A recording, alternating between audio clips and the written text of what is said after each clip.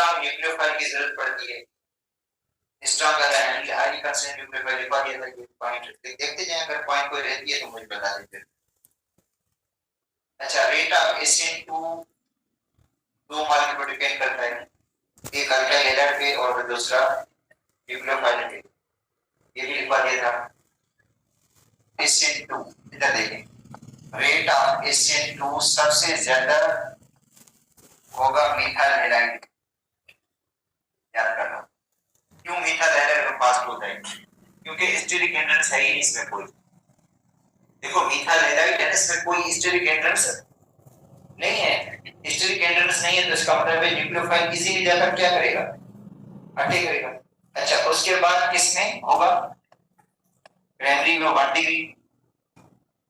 देखो ये 1 degree halide है, 1 डिग्री के बाद 2 डिग्री हैलाइड, इसमें कम होगा थोड़ा। अच्छा, उसके बाद टर्शरी है, मतलब जिसमें लीस्ट होगा इसका रेट, ये 2 डिग्री, ये 3 डिग्री। तो बेटा सबसे ज्यादा किसमें फास्ट है? एसिड सबसे ज्यादा फास्ट किसमें होगा? मिथाइल हैलाइड में फास्ट होगा, क्योंकि मिथाइल हैलाइड में स्टीरिक हिंड्रेंस है ही नहीं, इसलिए न्यूक्लियोफाइल जो होगा वो इजीली अटैक करेगा इलेक्ट्रोफिल कार्बन के ऊपर। टर्शरी में स्टीरिक हिंड्रेंस बहुत ज्यादा है, इसलिए एसिड के चांसेस क्या बहुत ही कम है, क्योंकि न्यूक्लियोफाइल डायरेक्ट वहां तक पहुंचे भी नहीं। 3 अल्काइल ग्रुप लगे, बल्कि ग्रुप लगे, इसलिए इसका पहुंचना मुश्किल है। तो ACN2 का रेट स्टीरिक हिंड्रेंस के इनवर्स है या डायरेक्ट?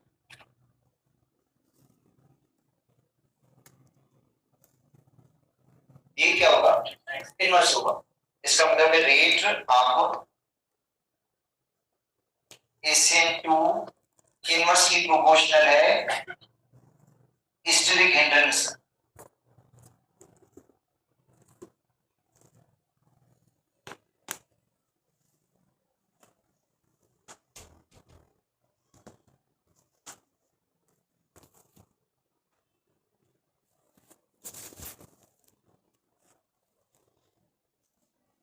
अल्काइल ग्रुप, इसका मतलब है स्टीरिक हिंड्रेंस जितनी ज्यादा होगी ACN2 का रेट उतना कम होगा, जितनी स्टीरिक हिंड्रेंस कम होगी ACN2 का रेट उतना क्या होगा, ज्यादा होगा। ठीक है,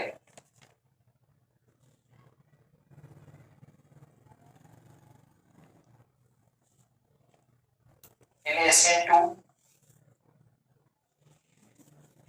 no formation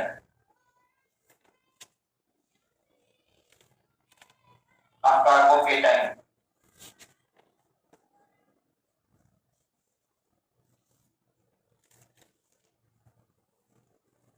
is intermediate।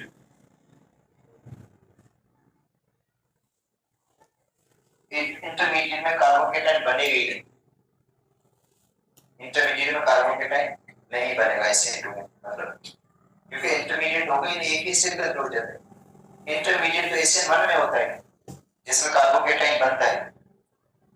ठीक है, अच्छा अब आते हैं SN1, रेट ऑफ SN1। अच्छा, SN1 का रेट किसमें ज्यादा होता है? टर्शरी 3 डिग्री में सबसे फास्ट होगा, देन 2 डिग्री में,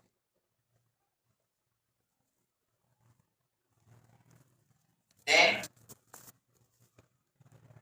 1 डिग्री, देन मिथाइल हैलाइड।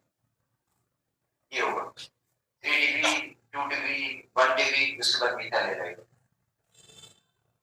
ठीक है, SN2 का रेट इस तरह का होगा, वो SN1 का सॉरी SN1 का रेट ऐसा होता है, सबसे फास्ट 3 डिग्री।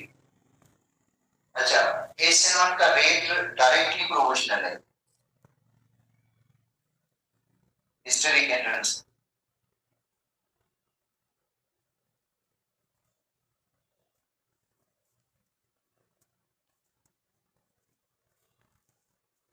अब अल्काइल ग्रुप,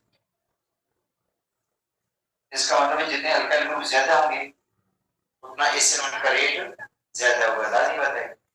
अच्छा, SN1 का रेट डायरेक्टली प्रोपोर्शनल है stability of the carbocation.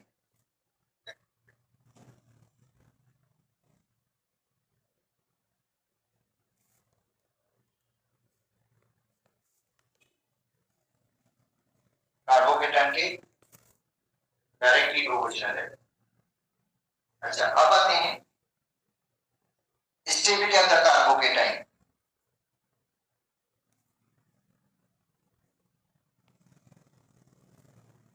Stability of carbocation,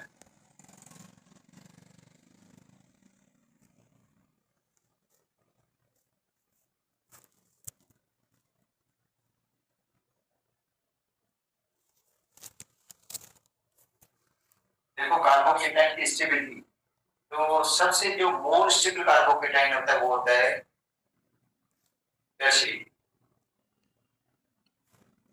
ठीक है, देखो टर्शियरी कार्बोकेटाइन इज मोर। अच्छा, पहले तो कार्बोकेटाइन है क्या?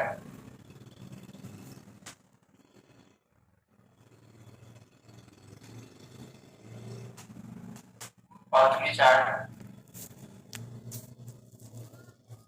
कार्बन इज कार्बन,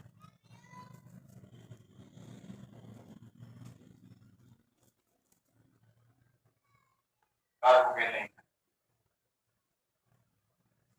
तो बाद में जाके कार्बन का इसको क्या कहते हैं, carbocation. It is found when carbon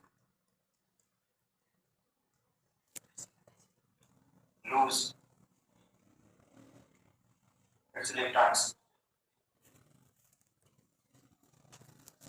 electron pair को लूज कर देता है। अच्छा, इलेक्ट्रॉन पेयर को कौन लेकर जाता है?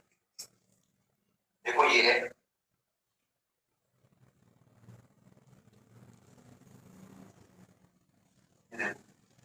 एक स्मॉल इलेक्ट्रोनेगेटिव है, इसके बाद बाकी चार्ज है, पानी इलेक्ट्रॉन को इलेक्ट्रॉन पेयर कौन लेकर जाएगा? आप इसको इससे देख सकते हो, देखो आर एक्स के साथ भी बांधे रहेगा, ये देखो एक्स के इलेक्ट्रॉन से। अच्छा, बांध यहां से टूटेगा, इधर से टूटेगा बांध, तो क्या होगा, इसके ऊपर पॉजिटिव चार्ज रहेगा, क्योंकि पानी जो इलेक्ट्रॉन्स हैं वो कौन लेकर जाता है? हेलोजन लेकर जाता है। हेलोजन मोर इलेक्ट्रोनेगेटिव इसलिए उसके पास कितने इलेक्ट्रॉन्स आ जाते हैं? 8। उसके ऊपर कौन सी चार्ज होगी? नेगेटिव। इसके ऊपर, इसको हम कहते हैं carbocation.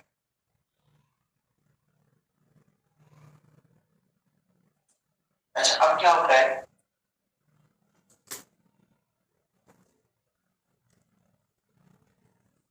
Tertiary carbocation is more stable because of electron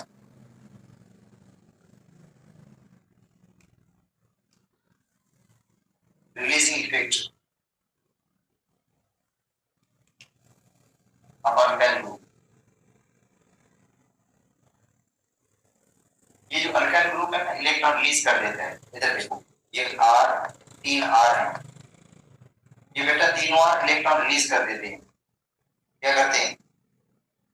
electron को रिलीज करते हैं। इलेक्ट्रॉन रिलीज करते हैं, किसको देते हैं इलेक्ट्रॉन? इधर देखो, कार्बन को देते हैं। ठीक है, अब देखो ये R ने इलेक्ट्रॉन रिलीज किए, कार्बन को दिए, इस R ने भी इलेक्ट्रॉन रिलीज किए, कार्बन को दिए, इस R ने भी इलेक्ट्रॉन रिलीज किए, कार्बन को दिए, तो कार्बन के ऊपर पॉजिटिव चार्ज कर दे कम हो जाएगी। देखो कार्बन के ऊपर जितनी पॉजिटिव चार्ज कम होगी उतना कार्बन इमाइन स्टेबल होगा।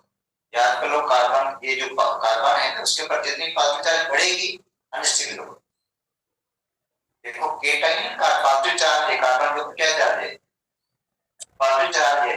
ये जितनी शिद्दत वाली पॉजिटिव चार्ज होगी अनस्टेबल होगा, ये जितनी पॉजिटिव चार्ज लेस होगी मोर स्टेबल होगा। याद करो, किसी भी पॉजिटिव आयन है ना, उस पर पॉजिटिव चार्ज अगर शिद्दत वाली है, शिद्दत वाली पॉजिटिव चार्ज है, तो क्या होगा? अनस्टेबल होगा।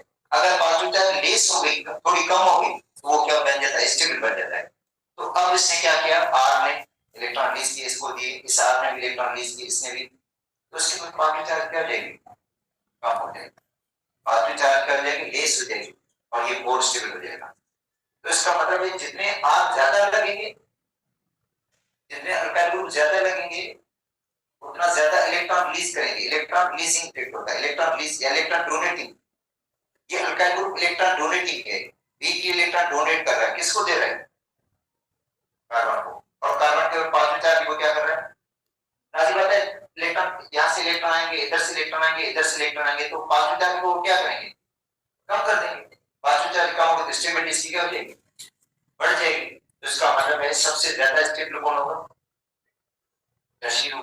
क्यों, तो इसमें तीन अल्काइल ग्रुप में जो इसको इलेक्ट्रॉन क्या कर रहे हैं, रिलीज कर रहे हैं, और पॉजिटिव चार्ज को क्या कर रहे हैं, कम कर रहे हैं, और स्टेबिलिटी को क्या कर रहे हैं, बढ़ा रहे हैं। स्टेबल कौन होगा,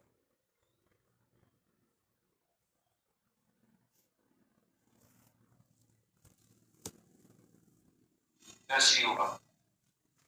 उसके बाद सेकंड, इसमें देखो तीन अल्काइल ग्रुप है, तीन अल्काइल ग्रुप इलेक्ट्रॉन रिलीजिंग है, ये इलेक्ट्रॉन रिलीज कर रहा है, ये भी इलेक्ट्रॉन रिलीज कर रहा है, ये भी इलेक्ट्रॉन रिलीज कर रहा है, कार्बन को दे रहा है।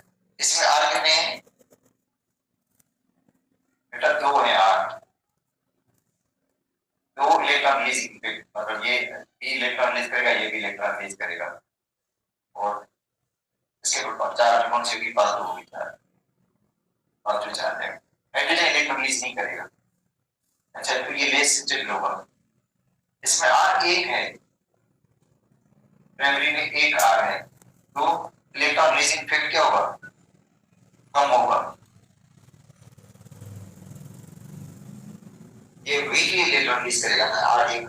अच्छा, सबसे लीस्ट स्टेबल कौन होगा, मिथाइल होगा, क्योंकि इसमें इलेक्ट्रॉन रिलीजिंग को ग्रुप है ही नहीं, तो इसमें पावर चार्ज ज्यादा शिद्दत वाली होगी, ज्यादा पावर चार्ज शिद्दत वाली इसमें होगी। देखो इसमें जो पावर चार्ज है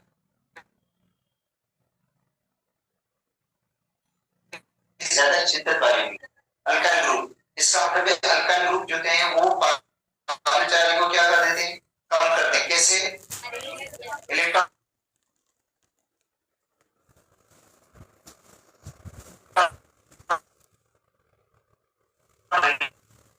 रिलीज करते हैं, है।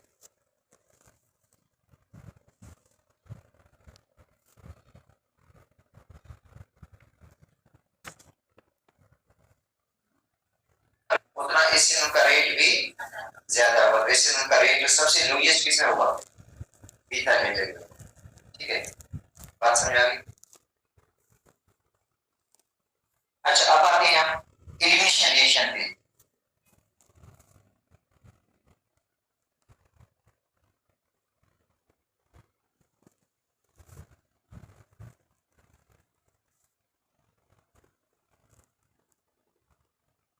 ठीक है, द रिएक्शन, इधर देखो,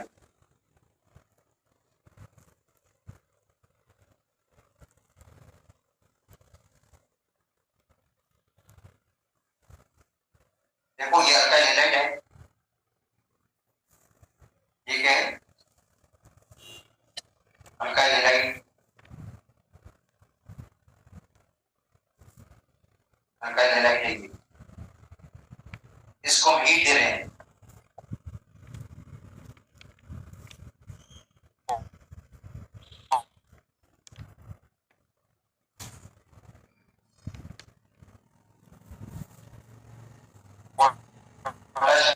बेस है, वो पोटेशियम हाइड्रोक्साइड बेस है। अच्छा, और अल्कोहल इसके बेसिक कैरेक्टर को बढ़ा रहा है, अल्कोहल क्या कर रहा है, इसका बेसिक कैरेक्टर बढ़ा रहा है। देखो पोटेशियम हाइड्रोक्साइड स्ट्रॉन्ग बेस, और इसके साथ अल्कोहल क्या कर रहा है, इसके बेसिक कैरेक्टर को बढ़ा रहा है। तो बेस अटैक करके बीटा हाइड्रोजन तैयार कर लो, जो बेस है वो अटैक करके किस पर, इसको हम कहते हैं, देखो ये अल्फा कार्बन, जिसके साथ हाइड्रोजन लगा हुआ है, ये बीटा कार्बन है। तो ये बीटा हाइड्रोजन को क्या करेंगे, बेस रिप्लेस करेंगे, जो बेस O चार्ज है वो अटैक करेगा किस पर, बीटा हाइड्रोजन पे अटैक करेगा, तो बीटा हाइड्रोजन निकलेगी, अपना इलेक्ट्रॉन देगी कार्बन को, यहाँ पे क्या आएगा डबल बॉन्ड, डबल बॉन्ड आएगा तो यहाँ से एक्स भी निकलेगा, एक्स भी क्या हो जाएगा निकलेगा, बन जाएगा अल्कीन बनेगा, एच मिलेगा OH के साथ, वाटर बन जाएगा के मिलेगा एक्स के साथ के एक्स, इस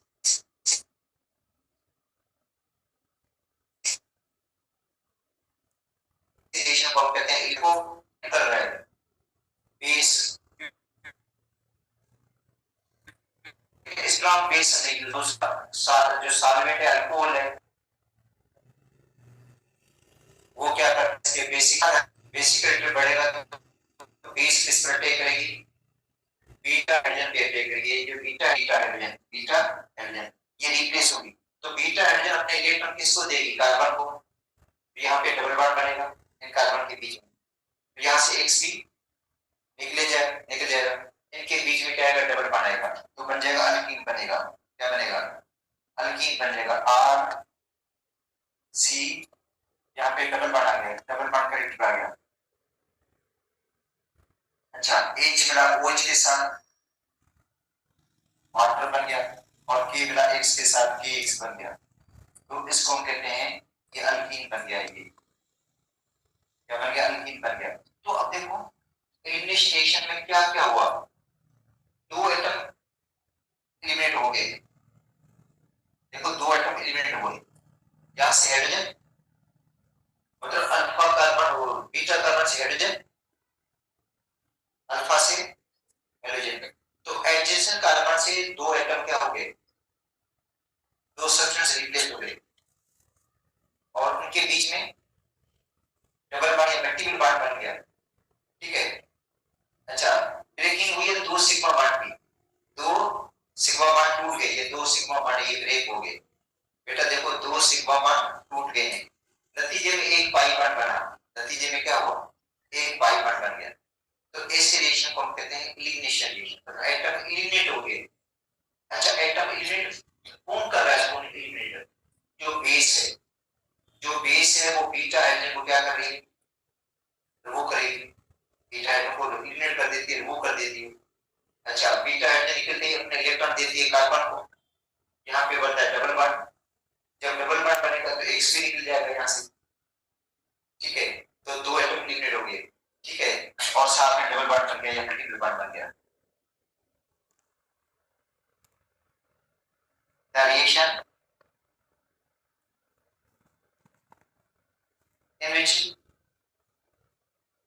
two atoms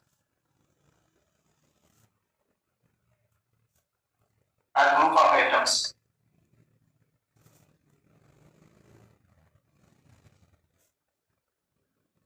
देखो रिएक्शन जिसमें दो एटम या एटम का ग्रुप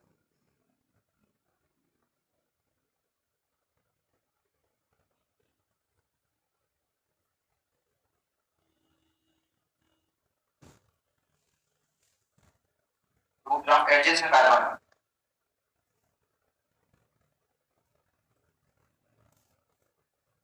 और substrate,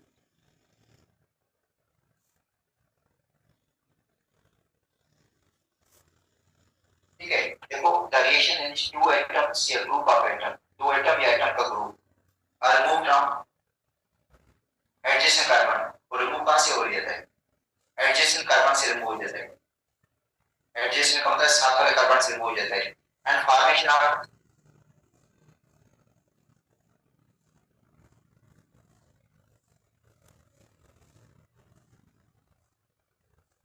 of multiple bond,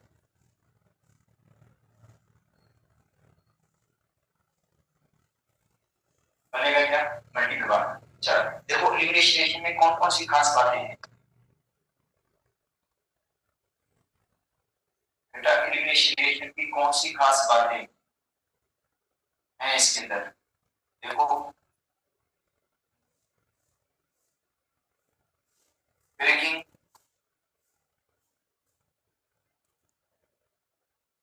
up to sigma bond,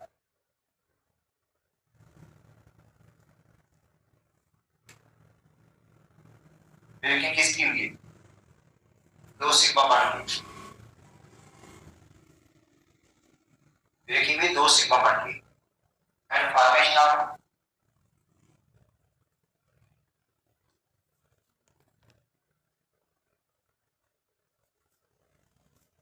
pi bond, formation किसकी हुई है? पाई बॉन्ड की। देखो ब्रेकिंग दो सिग्मा बॉन्ड की हुई है, दो सिग्मा बॉन्ड ब्रेक हो गए, ये सिग्मा बॉन्ड ये सिग्मा बॉन्ड दो ब्रेक हो गए, एक कार्बन और हाइड्रोजन का, ये दूसरा कार्बन और हाइड्रोजन का, दो सिग्मा बॉन्ड टूटे, नतीजे में एक पाई बॉन्ड की फॉर्मेशन हो गई। ठीक है, अब कोऑर्डिनेशन इज इक्वल करनी,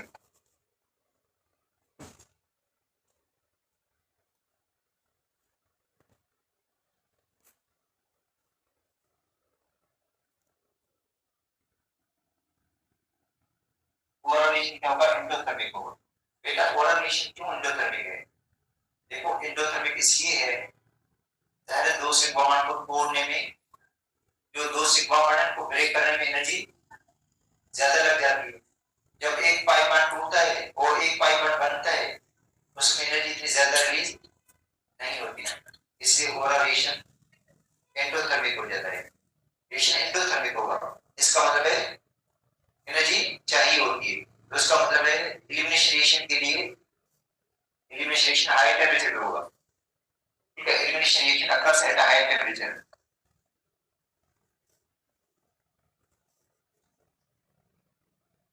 एलिमिनेशन रिएक्शन अकर्स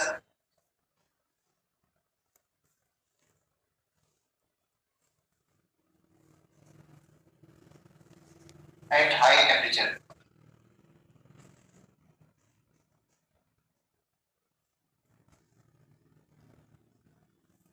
मतलब एलिमिनेशन रिएक्शन हाई टेंपरेचर पे होगा, हाई टेंपरेचर देंगे तब जाकर एलिमिनेशन रिएक्शन होगा, लो टेंपरेचर पे एलिमिनेशन रिएक्शन नहीं होगा।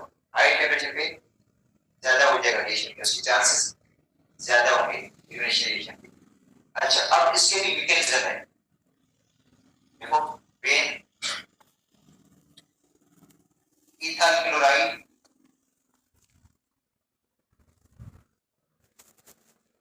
इज हीटेड, इथाइल क्लोराइड को हम क्या करते हैं?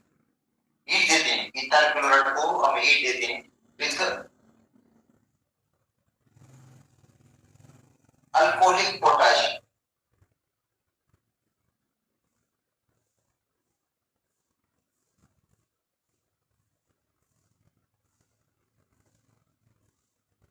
Potassium hydroxide. ठीक है, तो इथाइल क्लोराइड को हम हीट देते हैं alcoholic potassium hydroxide, ethene is produced,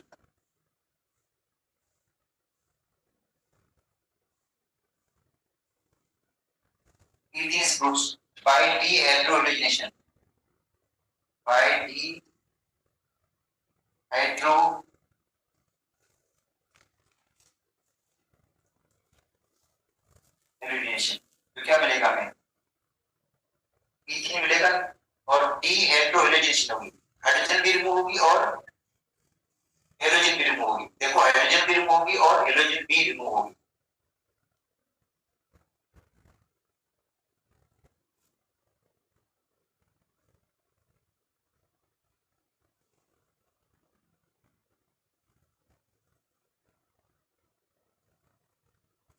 ये अल्फा कार्बन है,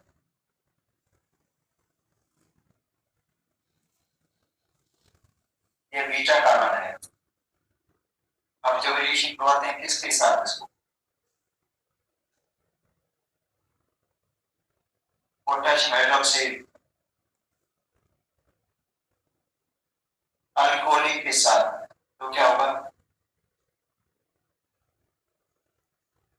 यहां से Cl निकलेगा, यहां से हाइड्रोजन निकलेगा, बेटा यहां से Cl और यहां से हाइड्रोजन,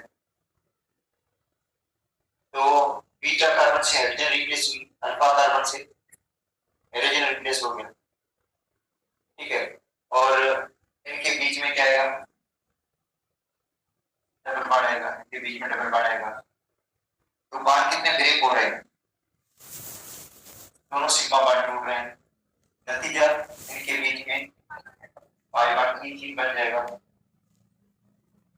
क्या बन जाएगा? डबल बॉन्ड आ जाएगा, ईथीन बन गया। प्लस KCl प्लस वाटर बन जाएगा। तो elimination reaction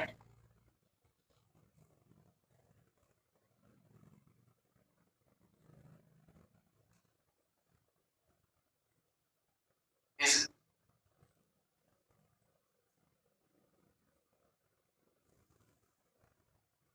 alpha beta elimination.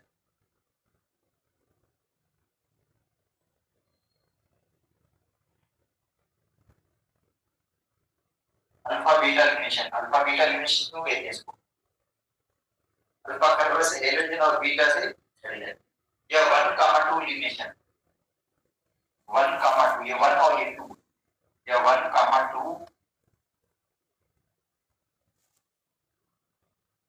Elimination दिए थे।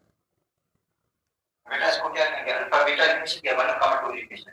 अल्फा बीटा एलिमिनेशन या क्या बोलेंगे इसको? 1,2 एलिमिनेशन रिएक्शन। 1,2 का मतलब है एक कार्बन से हेलोजन, दूसरे से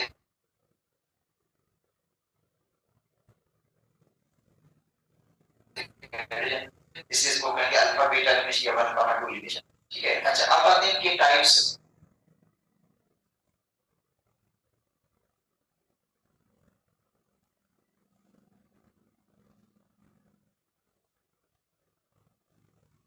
टाइप्स ऑफ एलिमिनेशन रिएक्शन।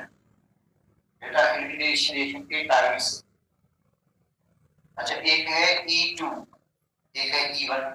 यह है unimolecular elimination reaction, unimolecular elimination reaction. ये यूनिमॉलिक्यूलर, जैसे SN1 पढ़ा था आप लोगों ने, मतलब SN1 वाली बात, मतलब जो SN1 में बातें हैं ना, वो E1 की बातें सेम ही है। मतलब SN1 एक स्टेज में, वो SN1 दो स्टेज में होता है, तो E1 भी दो स्टेज में होगा। ठीक है। अरे ये भी यूनिमॉलिक्यूलर है, SN1 भी यूनिमॉलिक्यूलर है। अच्छा, SN1 के अंदर भी टर्शियर का एलिमेंट आपने लिया था, इसमें भी टर्शियर का एलिमेंट होगा जो फेवर करेगा इसमें कैल्शियम को, E1। अच्छा, दूसरा है E2।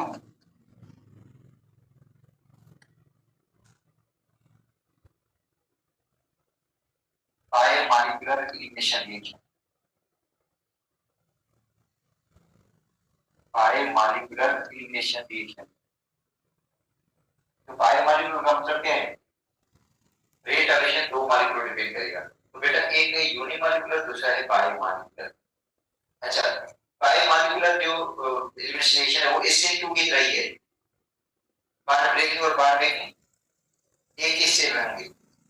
इसमें बॉन्ड ब्रेकिंग और बॉन्ड मेकिंग क्या होंगे? दो स्टेज में होंगे। अच्छा, होना क्या है? होना यही है कि भाई जो बीटा कार्बन है वहां से हाइड्रोजन को रिप्लेस होना है, अल्फा कार्बन से हाइड्रोजन को रिप्लेस होना है। मगर इसमें दोनों साथ में मूव होंगे, इसमें दोनों साथ में मूव हो जाएंगे। E2 में उसमें अलग अलग ग्रुप होंगे। पहले हाइड्रोजन मूव होगा, उसके बाद बीटा हाइड्रोजन रिप्लेस होगा। किसमें? E1 में। ठीक है। तो कल पढ़ेंगे इंशाल्लाह, कल परसों।